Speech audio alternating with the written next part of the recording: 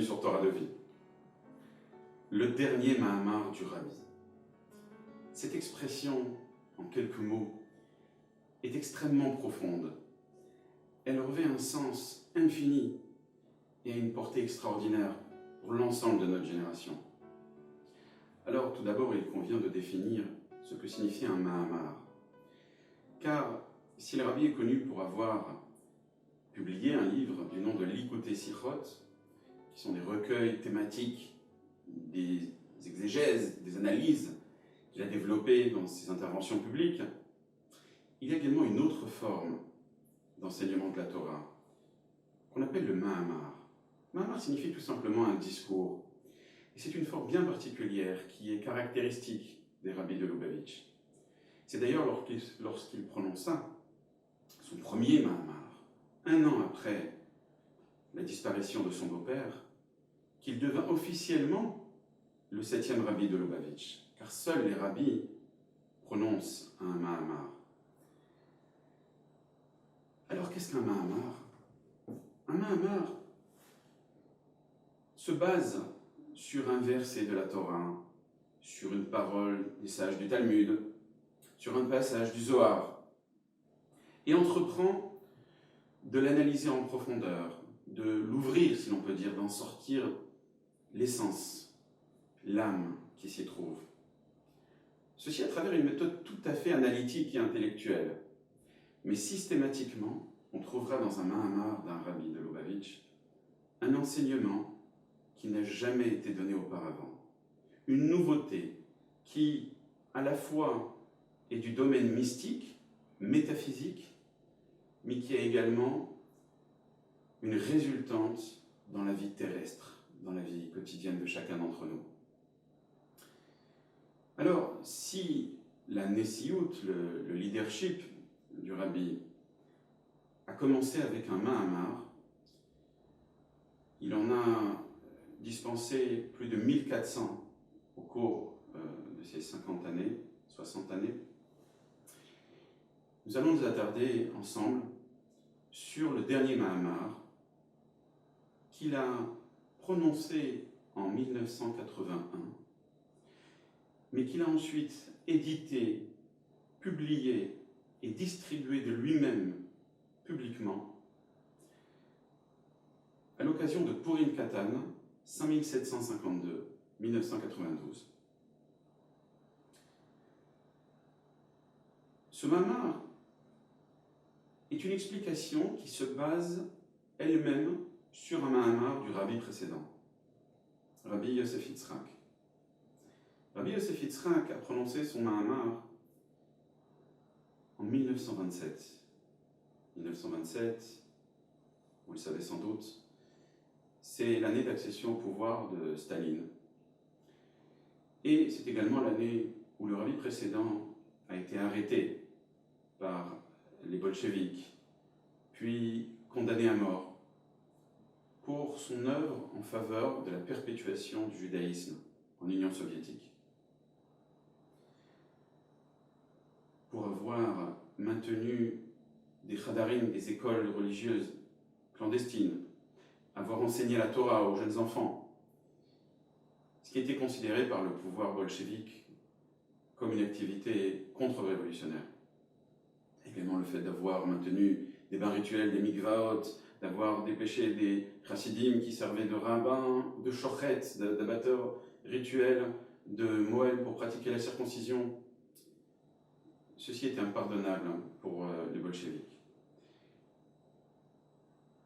Eh bien, peu avant son arrestation, au mois de Sivan, à l'été, nous sommes aux alentours de Purim Katan, Purim 1927, et le rabbi précédent, lors d'un rassemblement avec ses chassidim, et en présence d'espions communistes appartenant à la tristement célèbre Yev Sektia, la section juive, entre guillemets, du Parti communiste, qui regroupait les plus féroces partisans de l'éradication du judaïsme. Eh bien, le rabbi précédent, en présence de ces espions, dont il a dit qu'il était conscient qu'ils étaient présents, il a à nouveau encouragé les chassidim à aller au-devant de tous les dangers pour perpétuer le judaïsme. Et il a prononcé ce fameux Mahamar, basé sur un verset de la Megillah, où il parle de Mordechai à Yehudi, qui exhortait les Juifs à tenir bon face au décret d'anéantissement d'Aman. Il encourageait les Juifs à se rassembler autour du message divin qui est contenu dans la Torah. Mordechai qui rassemble 22 000 enfants juifs pour leur enseigner publiquement la Torah. Ce qui rend Aman furieux au point où il décrète que les enfants seront les premiers à mourir. Et le rabbi précédent développe l'action de Mordechai au sein du peuple juif. Il explique que Mordechai, dans sa génération, a tenu le même rôle que Moshe Rabbeinu, que Moïse dans la sienne, mais dans des circonstances ô combien différentes. Les deux avaient la même fonction, d'être le guide du peuple juif, le berger du peuple juif. Le Zohar emploie l'expression araméenne Ra'aya Mehemena, le berger fidèle. Simplement, ici, cette expression n'est pas à prendre au sens premier. Le berger fidèle, le berger qui assure avec fidélité sa mission, avec constance, sans défaillir malgré toutes les difficultés. Ceci n'est que l'aspect extérieur du travail de Moshe Rabbeinu et du travail de Mordechai. En hébreu, le mot roé, en hébreu ra'aya, donc en araméen, correspond plutôt au terme pasteur en français, c'est-à-dire celui qui amène le troupeau dans les pâturages pour leur permettre de manger. Ainsi, l'expression ra'aya me'emna se traduit-elle par le pasteur, non pas fidèle, mais le pasteur de la foi.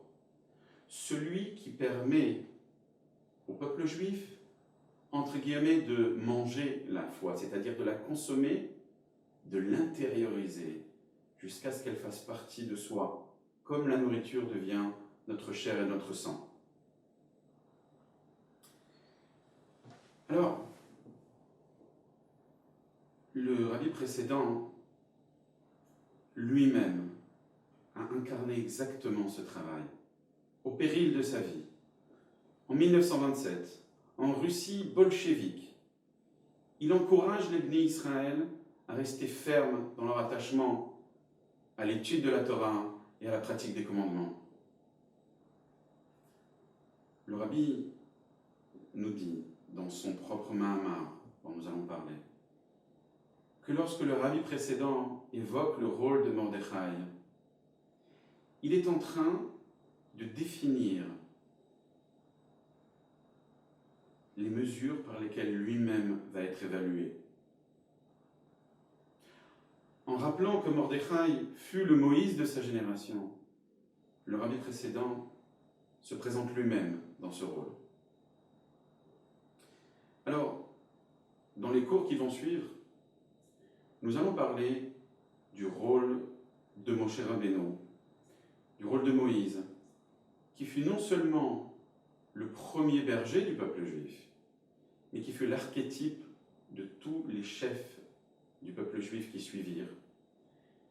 Et nous verrons que c'est non seulement l'archétype, mais l'essence profonde, l'âme profonde de chacun de ces grands dirigeants. Puis, nous passerons en revue les différents thèmes qui sont abordés dans le dernier Mahamar du Rabbi, dont nous pouvons dire le titre maintenant, Ve'ata tetzavé et béni Israël. Toi, Moïse, dit Dieu, tu vas ordonner au peuple juif. Ordonner, qui peut se traduire ici dans ce verset, tu vas relier, attacher le peuple juif. Nous verrons comment et nous verrons à quoi. Merci de m'avoir suivi.